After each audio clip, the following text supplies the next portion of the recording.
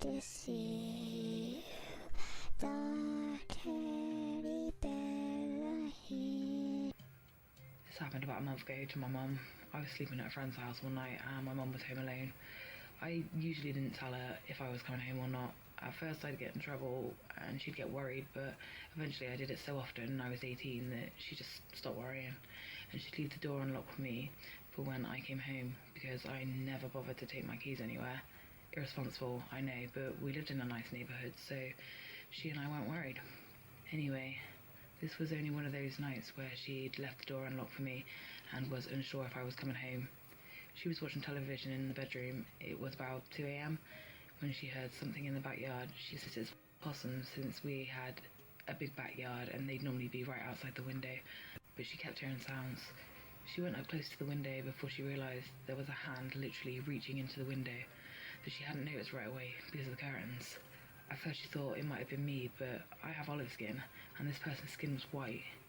She was worried and didn't know what to do, so she went to the front door to lock it. She went back to the window and peeked out of it, just to see an eye staring right back at her. She jumped back, and I don't know, maybe a rush of adrenaline or bravery or sheer stupidity, she opened the back door to the garden and yelled out to see a young girl wrapped in a blanket around my age running down the side of the house. She noticed her keys were missing too and had the locks changed not long after that. And after a month of paranoia, she dismissed it as some street kid, and now she leaves the door unlocked for me again. Hush, little baby, don't say a word. This is a story I asked my older sister to share about her and my younger sister. This happened about 9 years ago. My mother asked me to go to the shopping centre to buy some groceries. Not wanting to go by myself, I decided to bring my 4-year-old sister along with me because she was cute and made everything fun, even the most mundane things like grocery shopping. As I walked through the aisles, I noticed this rugged-looking, dark-skinned man. I live in Hawaii, so really tan, homeless-looking guys weren't all that uncommon. After a few minutes, I kept noticing this guy was in almost every aisle I was in. At this point, I'm pretty creeped out, so I hurry to the checkout. I'm walking out of the store and thinking that I escaped this man, and think to myself that I was probably just being paranoid. I decided to go to the neighbourhood drugstore to buy some snacks for me and my baby sister. As I walked hand in hand with my sister, looking at all the candies and chips to buy, lo and behold, there is the man again. Once I saw him, I knew something was up, so I hurried to the checkout. This time the man followed us to the counter as the employee bagged up my items. I listened to the creep behind me talk to the cashier because he had nothing to ring up, so I was very curious to see what he would say. The man asked for a rubber band. A stinking rubber band. Now I was certain he was just trying to follow us and stay close, because who in the world asked the cashier for a rubber band? I speed walk to the exit door and I can hear the guy gaining on us. The second I'm outside the store, I pick up my baby sister while I have a bunch of groceries in my forearm and I sprint to my car. I open my passenger side door and practically throw my sister in, not bothering to put her in her car seat. I hurry around the hood of the car and get into the driver's seat and lock the door. By the time I lock the door, I can see the man 100 feet away, slowing down from running pace into a fast walking pace towards the car.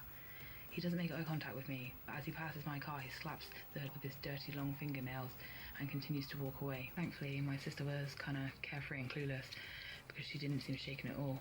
Thinking about it, I could have easily screamed or just made a scene that would have probably deterred the guy, but when you're in that fight or flight mode, you don't really have much time to think, I guess. I'm glad he didn't get to me, and I am glad I don't get to find out what his intentions were. Creepy shop guy, let's never meet again. Gonna buy you a mockingbird. I am a long-time fan of Let's Not Meet, and now I have my own frightening story to share. I'm in my mid-20s and I consider myself a pretty small woman, both in height and in weight. I've never done any self-defense classes and I would be in big trouble if someone were to attack me. At present, I live in the suburbs outside of Boston, MA, with 2 other young female roommates. We live in a condominium complex that only has roughly 200 units, and our condos happen to be in the furthest corner of the group. We are the last unit in a row of 10. There are woods to our left and back. The area we live in is widely regarded as a high-crime, sketchy part of town, but I was never genuinely concerned about my safety until October 2015.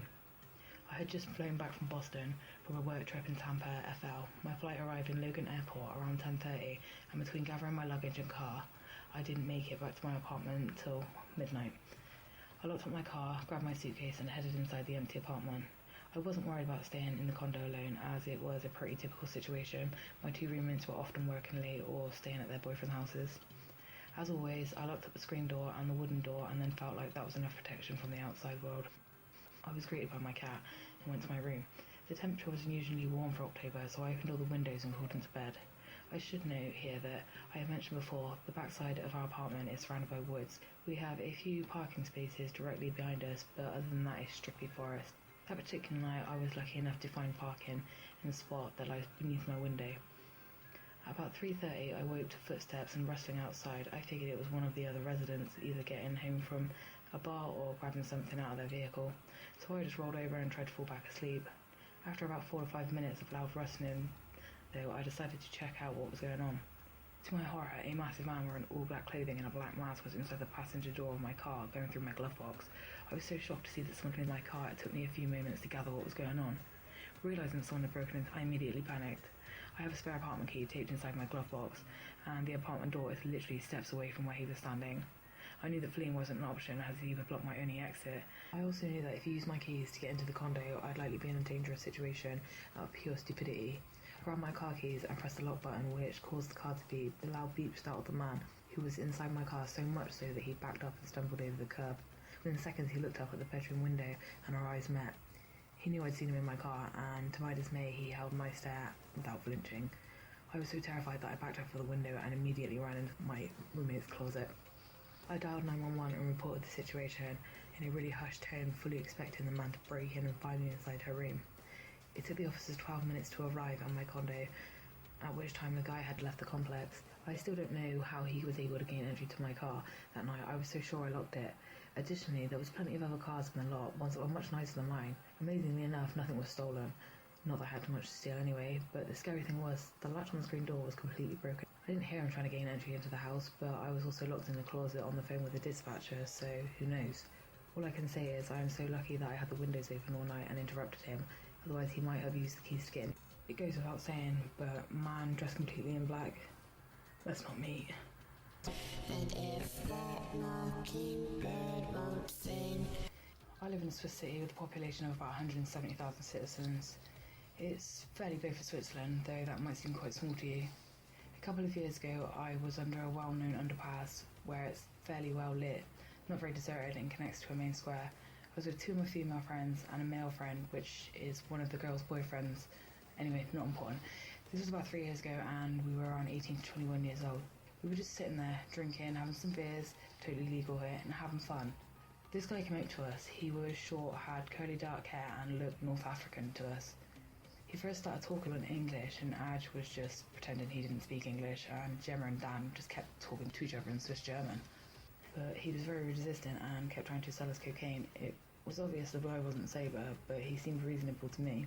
This isn't very unusual in Switzerland, but they normally leave you alone after a few minutes when they realise they're not going to get any money out of you. But after all this, he didn't leave, not after a few minutes. My friend told me to speak to him in English. I was an exchange student from the US, and tell him to leave us all alone, and we didn't want to buy anything. Well, revealing that I in fact spoke English was a mistake. He came up to me. We were still sitting on the floor and he was standing up.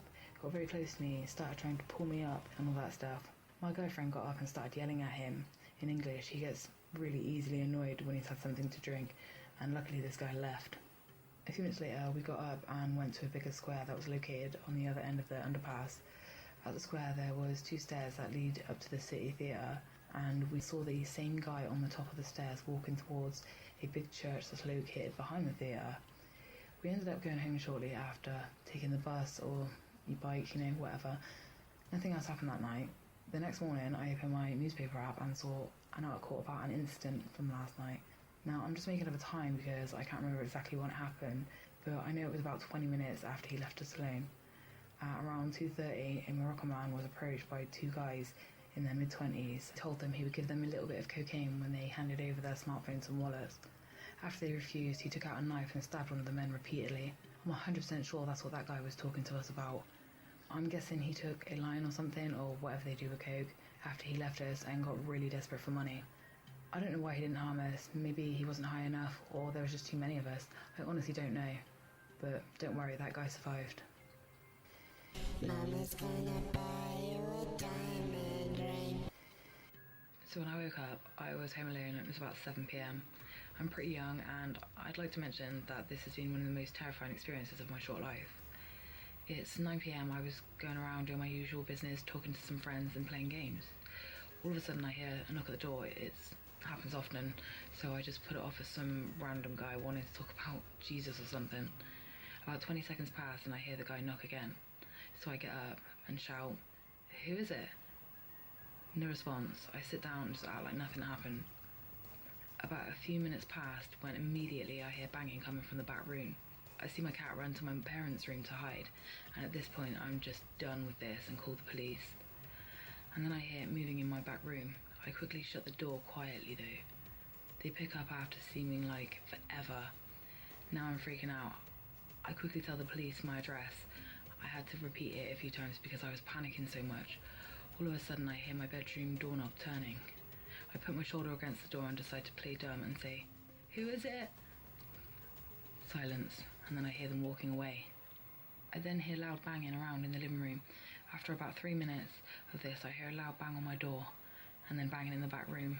A minute passes when the operator says, "Okay, the police are already on their way to you." Then I hear a knock on my window, which I assume was the guy walking out. After about 5 minutes passed, I hear the woman on the phone saying, "Hello, the police are at your door." I just try and make sure a few times and tell her I will be putting the phone down to go and see. I talked to the police, one of the officers being a good friend of the family.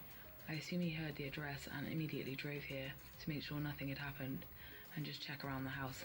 And he told me I should probably put something over the door, and then he decided to leave. After all this happened, my parents finally got home. My mum screaming about the bastards who took the living room TV. They shut the back door up and put a large board over it, keeping it from moving. My cat was also missing at the time. Minutes after writing this though, she actually reappeared, meowing and eating after all this happened. I'm just glad I didn't get hurt and that I wasn't still asleep. So now with no TV in the living room, and to the man who broke in, let's not meet. Oh, I forgot to mention, my parents have an idea of who it could be. They think it was someone very close to us and that they knew when they were both going to be gone. When we come to see